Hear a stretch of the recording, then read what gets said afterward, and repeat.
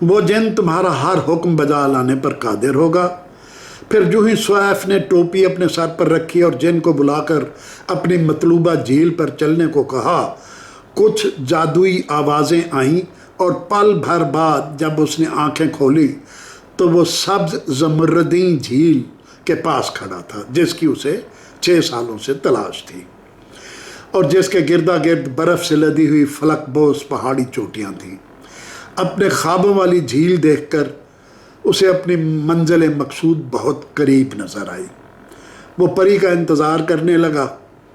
दोपहर से शाम और शाम से रात हो गई, मगर उसको परी तो क्या कोई पर तक नज़र ना आया। रात भी गुजर गई, अगला दिन भी गुजर गया, फिर दिन पर दिन गुजरने लगे। परी को ना आना था ना आई, मगर सैफ की उम्मीद कायम थी। उसे यकीन था कि एक न एक दिन परी उससे मिलने आएगी। 10वें दिन तंग आकर उसने टोपी वाले जिन को बुलाया और उसे परी को हाजिर करने का हुक्म दे दिया। उसने जिन ने कहा कि जनाब, मैं ये काम नहीं कर सकता क्योंकि वो परी जिसका नाम बदरुज्जमाल है सफ़ेद देव की कैद में है। वो देव अपनी कैदी परियों को सिर्फ चांद की 14वीं रात को एक रात के लिए आज़ाद करता है और वो परियां, उसकी कैदी परियां यहाँ नहाने और जश्न मनाने आती हैं चांद की 14वीं तारीख को। मेरी ये मजाल नहीं कि मैं सफ़ेद देव का मुकाबला कर सकूं। आपके पास 14वीं की रात का इंतज़ार करने के अलावा कोई चारा नहीं। आखिर 14वीं के चांद की रात आ गई। हर तरफ उजाला ही उजाला बिखर गया। झील का पानी बिल्लोरी आईने की तरह चमक रहा था, शीशे की तरह चमक रहा था। अचानक उसने ज़मरदी झील, तब इस झील का नाम सैफुल मलूक नहीं पड़ा था और इसे सब्ज़ झील कहते थे, ज़मरदी झील। ज़मरदी झील पर परों की फड़फड़ाहट सुनी। उसने फ़ौरन सुलेमानी टोपी निकाली और सर पर रख ली, जिसके रखते ही वो सब मखलूक़ात की नज़रों से गायब हो गया। उसने देखा कि 7 परियां झील के परले किनारे पर उतरी। उसके ख्वाबों वाली परी उन 7 में सबसे ज़्यादा खूबसूरत थी।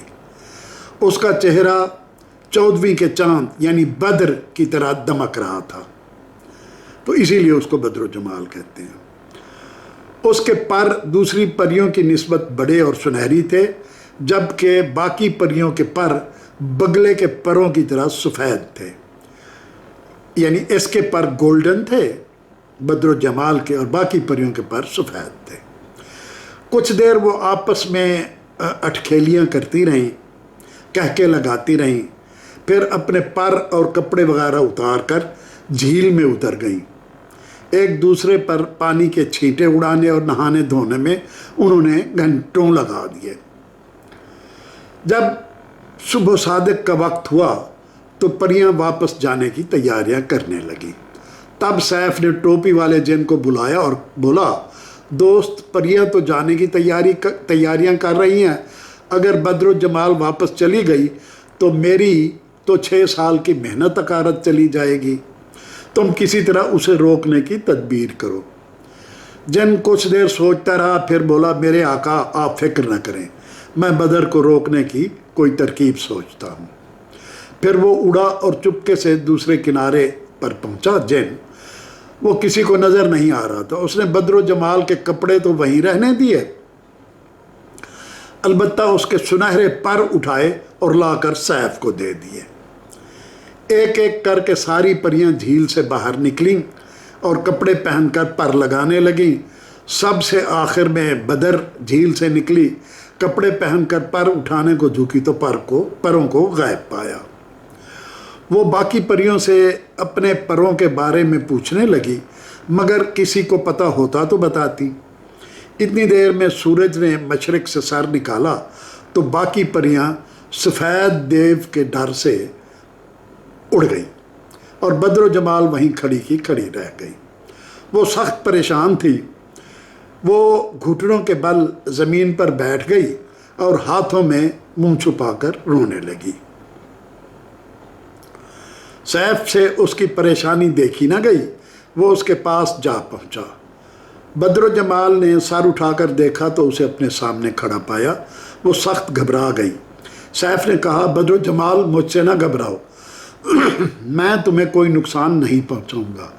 मैंने तुम्हारे पर चुराए हैं जो मैं अभी तुम्हें लौटा दूंगा। पहले मेरी एक बात सुन लो। फिर उसने बदर को अपनी सारी बिपता कहानी कह सुनाई। उसका मिस्री शहजादा होना, 7 रातों बदर का ख्वाब में आना, उसका 6 साल तक उसे ढूंढते रहना, बुजुर्ग का मिलना, सुलेमानी टोपी वाले जिन का उसे यहाँ लाना और परी का उससे मिलना।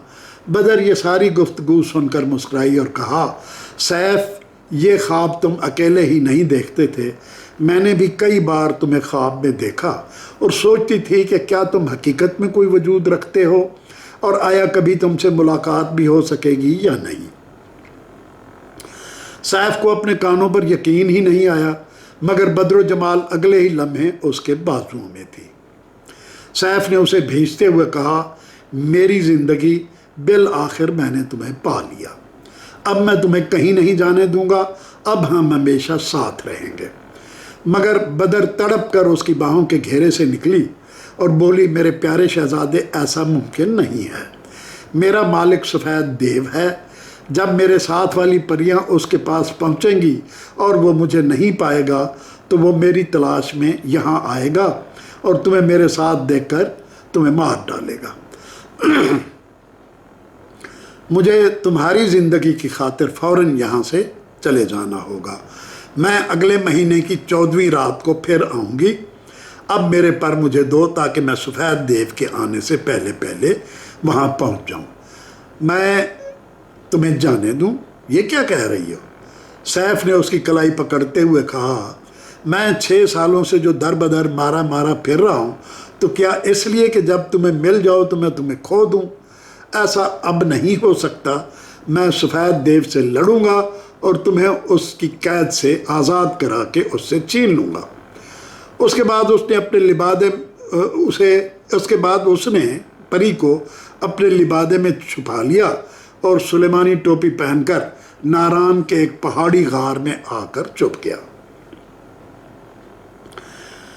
जब काकसस यानी काकेशिया या कोहकाफ में सफ़ेद देव ने अपनी खासुल खास महबूब परी बदरुल जमाल को गायब पाया तो वो सख्त तैश में आ गया। उसने बदरुल जमाल को उसके बचपन में परिस्तान से अगवा किया था।